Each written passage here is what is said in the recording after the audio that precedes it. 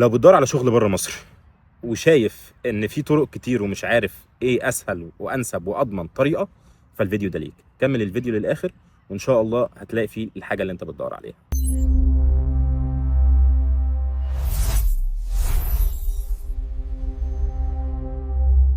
السلام عليكم ورحمه الله وبركاته. إيه الاخبار؟ طيب، كان في ناس كتير بعتت لي الفتره اللي فاتت من اول ما انا سافرت تقريبا، وكنت نزلت بوست على لينكد ان بتكلم فيه عن النقطه دي، اللي هو ازاي سافرت ومنين جت فرصه السفر، وازاي احنا كمان نلاقي فرصه سفر زي ما انت سافرت. طيب، انا في الفيديو ده ان شاء الله هحاول على قد ما اقدر اوضح كل الطرق اللي انا عملتها، علشان الحمد لله في الاخر ربنا كرمني وسافرت. بدايه، هو الموضوع هنا مفيش سكريبت جاهز بقى، فانا هتكلم من دماغي. آه بداية، الموضوع محتاج صبر كبير جدا. أنا بدأت من أول وأنا عندي 2 أو 3 سنين خبرة بدور إزاي ألاقي شغل بره مصر وأقدم وأدخل انترفيوز وأترفض ويجي لي فيدباكس وأبدأ أحسن في نفسي. يعني الموضوع ما جاش بين يوم وليلة. ونصيحتي لأي حد هنا بيفكر في الموضوع ده، الموضوع محتاج فعلا نفس طويل. الموضوع مش محتاج اللي هو أنت في يوم وليلة هتلاقي نفسك ركبت الطيارة وبتسافر.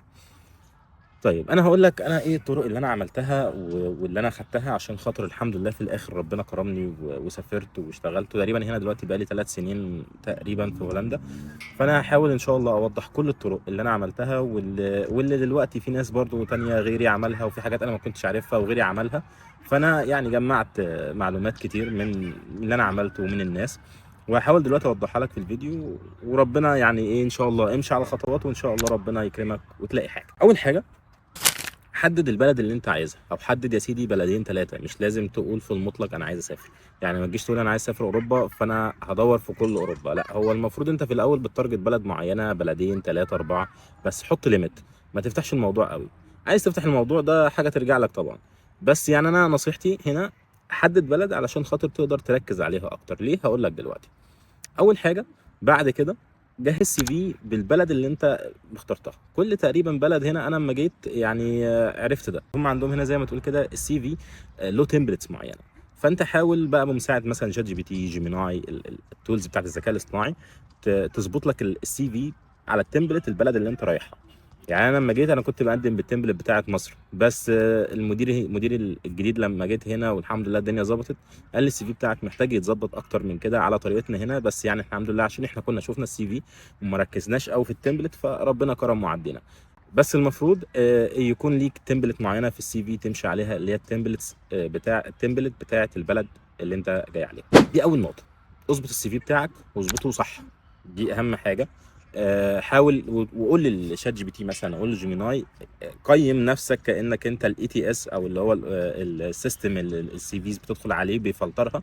وقول له السي في ده لو دخل لك هيدخل هيعدي معانا ولا لا. لو قال لك هيعدي خلاص توكل على الله، قال لك لا محتاج تظبط حاجه ظبطها. دي اول حاجه. تاني حاجه، تدخل بقى على المواقع، وهقول لك دلوقتي لسته المواقع وهحطها لك ان شاء الله في الديسكربشن، بحيث ان انت تقدر تدور في اكتر من موقع واكتر من مكان لحد ما ربنا يكرم ان شاء الله. اول حاجه طبعا والكينج بتاعنا واللي الكل عارفه، لينكد ان. لينكد ان انت يا معلم ادخل حدد البلد اللي انت بتدور عليها في الشغل.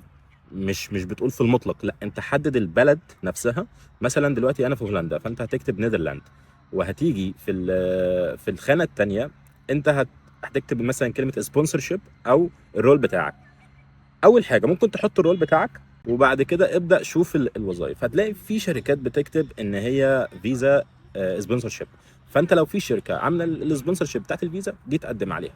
طيب ما فيش، يبقى ما تقدمش احسن، ما تضيعش وقتك. دي حاجه. الحاجه الثانيه، ممكن في الخانه الثانيه اللي هي جنب خانه البلد، هتيجي في الخانه بتاعت السبونسرشيب في الخانه الثانيه واكتب كلمه سبونسرشيب.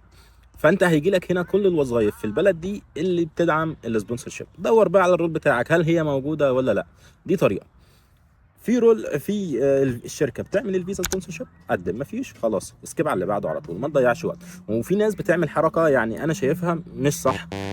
بتيجي تروح مقدمه في كل الوظائف بنفس يعني انا هاجي في السي في كمان شويه، بس في بنفس السي في، بنفس الوظائف، بنفس كل حاجه، وتروح مقدمه في كل الشركات. سواء الشركه بقى بتعمل السبونسرشيب، سواء الشركه ما بتعملش، هو بيقدم وخلاص. سواء الشركه مثلا طالبه حد 5 سنين خبره وهو عنده تقريبا سنه لسه متخرج، ويروح مقدم لا، يعني اقرا الديسكربشن كويس واظبط السي في عليه. دي نصيحه تانية انا حابب اقولها. ايه هي؟ انت اما تاخد مثلا لقيت فيه جوب على لينكد ان، والجوب ديت بتعمل الفيزا سبونسر شيب، خلاص خدها وروح رايح برضو لشات جي بي تي وقول له اظبط لي السي في بتاعي على الجوبايه دي. يعني مش اللي هو بكل السي في بنفس السي في تقدم في كله، لا، يعني انت خد السي في ظبطه على كل جوب بتقدم عليه. الموضوع صعب، مرهق شويه، بس مش مشكله. يعني هو في الاخر ده انت حاجه انت بتدور عليها، وده حلمك وده هدفك، فانت لازم تتعب عشانه. فانت هتيجي تظبط السي في السي في على الجوب دي، وبعد كده تقدم عليها. ربنا كرم وجت، الحمد لله. ما جاتش، انت ماشي بنفس النظام. وهنا عشان كده بقول لك ما تقدمش في كل الجوبز، انت تقرا الديسكربشن كويس، تاكد ان الشركه بتعمل سبونسرشيب. بعد كده روح حط السي في لشات جي بي تي، قول له ظبط لي السي في على الديسكربشن بتاعت الجوب دي، وهو هيظبطها لك. الموضوع مش هياخد منك انت مجهود، بس ايه، مش هياخد منك وقت كبير، سوري. بس يعني كمجهود هياخد منك شويه مجهود، بس معلش لازم تعمل كده عشان خاطر ربنا يكرم. يعني انت هنا دلوقتي مش انت وحدك اللي بتقدم، انت شوف مثلا كام واحد من مصر بيقدم، وبعد كده شوف بقى على مستوى العالم هتلاقي كتير. وفي الهند، وفي امريكا اللاتينيه، وفي ناس في اوروبا نفسها بتبقى عايزه تموت من بلد لبلد. فانت الموضوع كبير. فدي نصيحه مهمه. تاني حاجه، وده موقع مهم جدا جدا جدا جدا جدا، حط جدا لحد ما تقدر. انديد.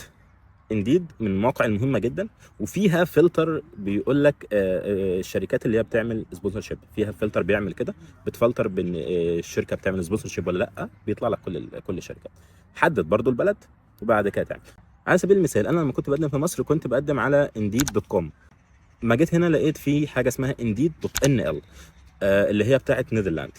فهي غالبا هتلاقي في كل بلد في حته انديد دوت اسم البلد. فممكن مثلا انت بتدور في المانيا هتلاقي انديد دوت دي اي، اللي هي دويتشلاند تقريبا. ف...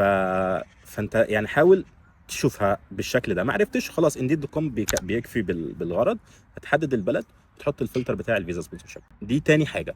الموقع ده مهم جدا فوق ما تتخيلوا في موضوع السبونسرشيب ده. تالت موقع انا كنت بدور عليه برضو، انا ما يعني بصراحه ما لقيتش فيه، بس كان في واحد صاحبي هنا موجود معايا، هو جه عن طريقه. اسمه ريالوكيت مي، ريالوكيت مي او ريالوكيت مي، حاجه زي كده. فانا هحط لك برضو الموقع في الديسكربشن، برضو روح قدم عليه. الموقع ده متخصص في ان هو بيصفر سوفت وير انجينيرز عموما لكل اوروبا. بيجيبهم من كل البلاد لاوروبا. بيكون معظم الشركات اللي عليه غالبا تقريبا 100%، ما كانش 99%، تقريبا 99%، اما كانش 100%. بي الشركات اللي عليه بتعمل السبونسرشيب ده. فانت يعني ده موقع مهم برضو. حاول ان شاء الله. وفي واحد صاحبي انا عارفه هنا جه عن طريقه. هنا الفيديو مش بتكلم بس على سوفت وير على فكره، يعني ممكن لو حد برضو مهندس كهرباء، مهندس ميكانيكا، يعني دكتور، يعني مش شرط بس على حته السوفت وير، انا بتكلم في العموم. بس انا يعني لما بقول سوفت وير فببقى قصدي عشان انا جاي من الحته دي بس.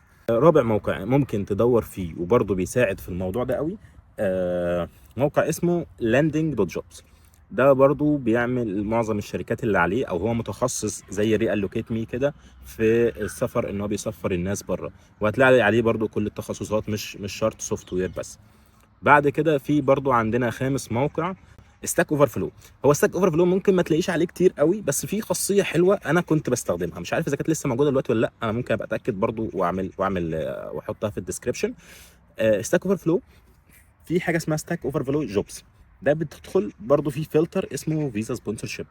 بتختار الفلتر ده بتاع فيزا سبونسرشيب، فبيجي لك كل الشركات، او كل الرولز، سوري، كل الرولز اللي موجودين في بتعمل سبونسرشيب للفيزا في الحته دي. طيب، موقع مهم جدا جدا جدا جدا جدا جدا، جلاس دور. جلاس دور ده بيقول لك متوسط الرواتب في الشركه اللي انت بتقدم عليها. يعني هو بتلاقي في فلتر برضه للسبونسرشيب، بس ادخل عليه هتلاقي متوسط الرواتب في الشركه اللي انت بتقدم فيها بالنسبه للرول دي. وهتلاقي فيها برضه متوسط الرواتب في الدوله كلها بشكل عام، مش بس الحته دي. فانت ده مهم ليه؟ لان انت بتيجي تقدم، لو في اتش ار كلمك هيقول لك الاكسبكتد سالري بتاعك كام، فانت لازم تكون عارف هتقول له كام. دي ما ينفعش هنا. يعني انا كنت في الاول بقول يعني اديني الرقم اللي عندك، لا، هنا لما جيت وعملت مثلا انترفيو ثانيه وكنت بتكلم مع الاتش ار، ففي اتش ار نصحني نصيحه مهمه جدا وانا حابب اشاركها معاكم. ايه هي؟ لما اكون اقول لك مثلا الاكسبكتد سالري كام، قول الرقم كبير عادي، هقول لك لا مش في البادجت بتاعتنا. صغير هقول لك لا البادجت بتاعتنا اعلى من كده. هنا في امانه وفي صدق بصراحه، يعني انا لمست الموضوع ده. فالنصيحه هنا لا، انت حدد الاكسبكتد سالري ازاي وانت بتقدم. اصلا هتلاقي في الرول بتاعك هتلاقي في كل الديتيلز، الشركه دي اصلا المرتبات فيها عامله ازاي، البلد عموما بيكون شكلها عامل ازاي. اخر موقع معانا بقى النهارده هو فان هاك. فان هاك ده موقع زي ريال لوكيت مي ولاندنج جوبز، ده نفس الفكره، هو متخصص برضو في الشركات اللي بتعمل سبونسرشيب على طول اوريدي. فاللي بيعمل عليه جوب هناك، اي شركه بتحط عليه جوب بتبقى متخصصه في حته انها بتسفر لاوروبا والكندا. فده موقع مهم، انا هكتب كل المواقع دي في الديسكربشن وان شاء الله تستفيدوا منها. اخر حاجه بقى عايز اقولها، او اخر نصيحه عايز اقولها، لما تيجي تقدم على شغل ركز قوي في موضوع السالاريز. ليه؟ لان انت لما تيجي احسب ايجارك، احسب انت لسه جاي جديد مش معاك اي حاجه خالص، فانت لازم تحسب الايجار كويس، لازم تحسب تعرف مصاريف البلد دي بتبقى عامله ازاي، التامينات، المعيشه بشكل عام. انت هنا عشان تعيش بشكل كويس هتحتاج تصرف قد ايه. دي كلها حاجات لازم تحطها في حسابك، مش مجرد ان هو هتسافر وخلاص. يعني مش اللي هو الشركه هتديك 1000 يورو مثلا على سبيل المثال، هنا اصلا الايجار ممكن يبقى ب 1400، فانت جاي اصلا عايز تحط من جيبك عشان تاجر. فطبعا ده ما بيحصلش، بس انا بديك مثال. فانت دايما حط في دماغك او حط في حسابك كل الحسبه بتاعه المصاريف اللي انت هتصرفها، علشان خاطر تتكلم بقلب جامد مع الاتش ار في الحته دي. الفيديو اللي جاي ان شاء الله هتكلم فيه عن نصايح انا عملتها عشان خاطر الاقي المكان هنا. يعني انا لما جيت هنا انا جاي عن طريق واحد هو مصري، بصراحه هو عمل لي ريفير وهو ما يعرفنيش اساسا. يعني هو خدمني جدا وانا ما اعرفوش وهو ما يعرفنيش، كل كلامنا كان على لينكدين. فانا هديك شويه نصايح انا كنت بعملها برضو بحيث ساعدتني الحمد لله في ان انا اجي ده. يعني انا هوقف هنا الفيديو عشان ما يبقاش طويل قوي عليكم، وان شاء الله الفيديو اللي جاي هتكلم بيه عن نصايح مهمه جدا، استنوه. ما تنساش بقى تعمل لايك وشير وسبسكرايب، عايزين نوصله لاكبر عدد ممكن من الناس، لان في ناس كتير فعلا سالتني في الموضوع ده وعايزين نفيد اكبر عدد منهم ان شاء الله. السلام عليكم.